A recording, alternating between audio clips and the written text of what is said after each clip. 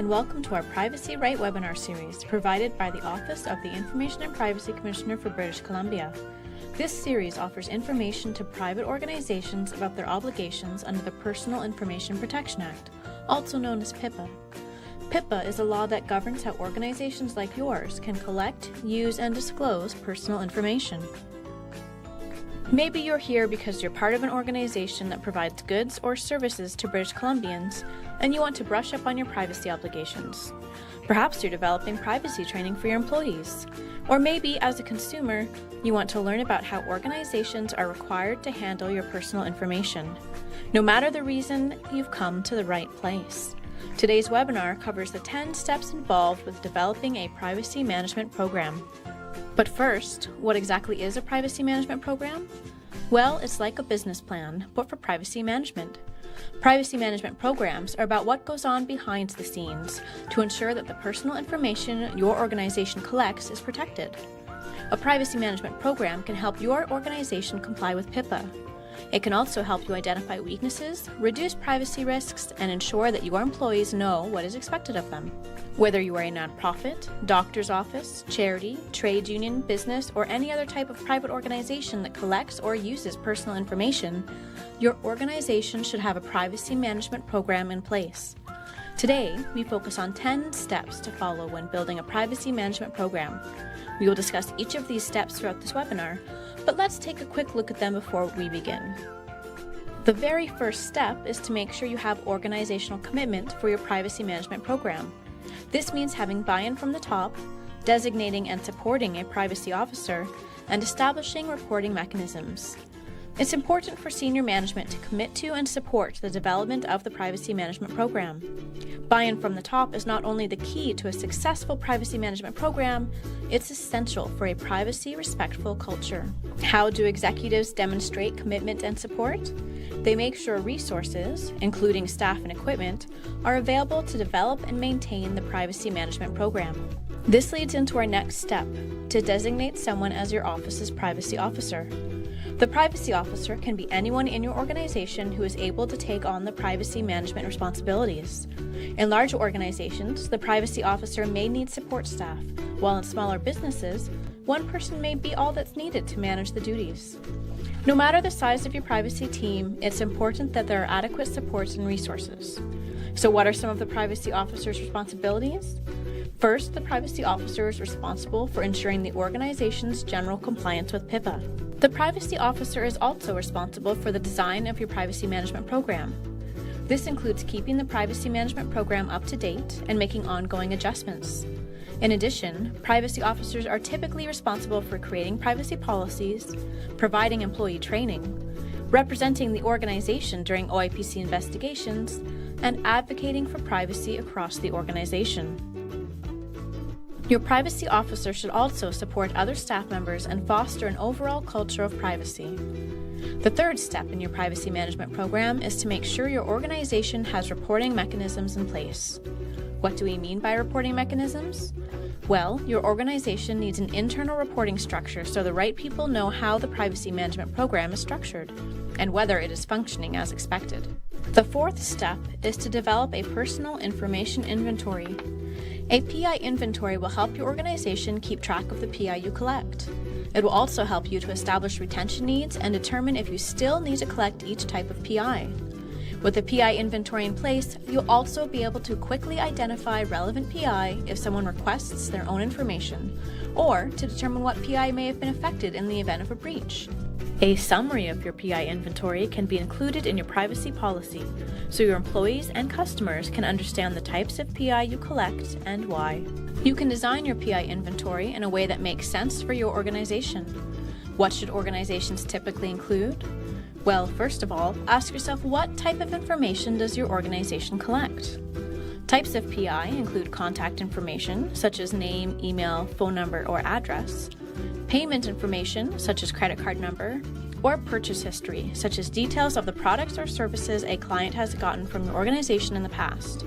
Do not include any actual PI in this inventory. Instead, just record the type of personal information that your organization collects. Next, ask yourself who you are collecting each type of PI from. This could be anyone from an employee, volunteer, client, contractor, really anyone who interacts with your organization. It's also important to track why you collect these types of PI.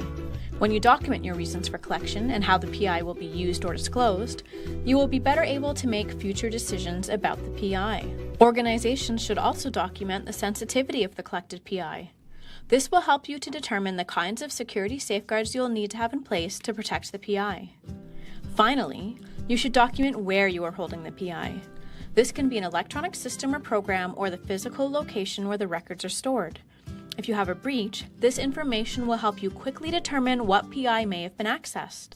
It will also help you locate PI if you get a request from an individual for their own information. Once you have recorded all of this information, your PI inventory should be easy for your privacy officer to maintain. Next comes the fifth step in the privacy management program process, drafting a privacy policy.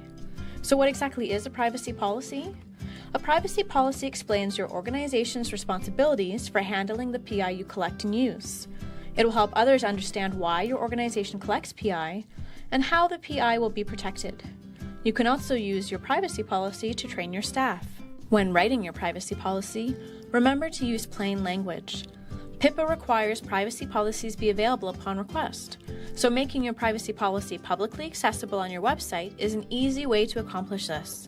Okay, let's take a look at step number 6, risk assessment. Risk assessment involves looking at the PI your organization collects and evaluating whether you have sufficient safeguards in place to protect it. You're probably already monitoring the security of the information you collect, but there may be new risks that you didn't think about when you first started collecting the PI. Remember that risk assessment should be documented as an ongoing activity in your privacy management program. Regular compliance monitoring and risk assessment are key to protecting PI and preventing breaches. The next step in your privacy management program is one we have already talked about, training. When it comes to privacy management, it's important to educate all of your staff and volunteers about your organization's responsibilities and expectations. Every member of your organization should know how to collect and handle PI. Education and training contribute to a privacy-positive environment. Moving on to step 8. Breach response. Okay, so what exactly is a privacy breach? A privacy breach is any incident involving the unauthorized access of individuals' personal information. Protecting PI means protecting against breaches. Most privacy breaches happen when the PI of customers, patients, clients, or employees is stolen, lost, or mistakenly disclosed. Most breaches are caused by human error, theft, or inadequate security or training. Accidents happen. This is why it is so important to have a documented process that staff can follow to report suspected breaches when they occur. How and when do you want staff to report? The OAPC has guidance available to walk you through the key steps of responding to a suspected breach. Have a look at these documents for ideas when drafting your own breach response protocol. Okay, so now that you have a privacy policy, your security safeguards are in place, and you've trained your staff and volunteers on how to protect PI and what to do in the event of a breach, the next step is to ensure your service providers are also aware of these expectations. If you've hired service providers or contractors, you need to make sure they understand the expectations for privacy and security of that PI. These expectations should be communicated in contracts, discussions with a service provider or contractor, or perhaps even through formal training. Communicate PI privacy and security expectations to all service providers or contractors who handle PI. Okay, we are at the final step for your privacy management program. This final step is review and revise. Now that you've built your privacy management program, the final step is to plan for a regular review of your program so you can change anything that isn't working.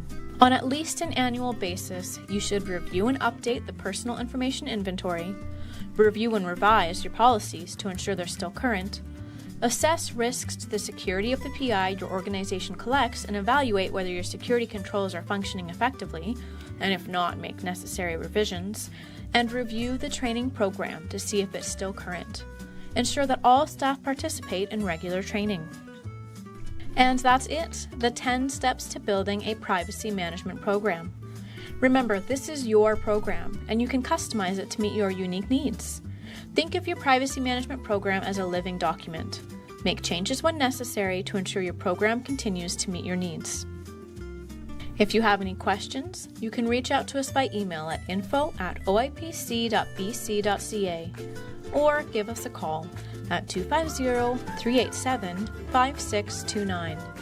Make sure to check out our series of webinars on the website at oipc.bc.ca. Thanks for watching.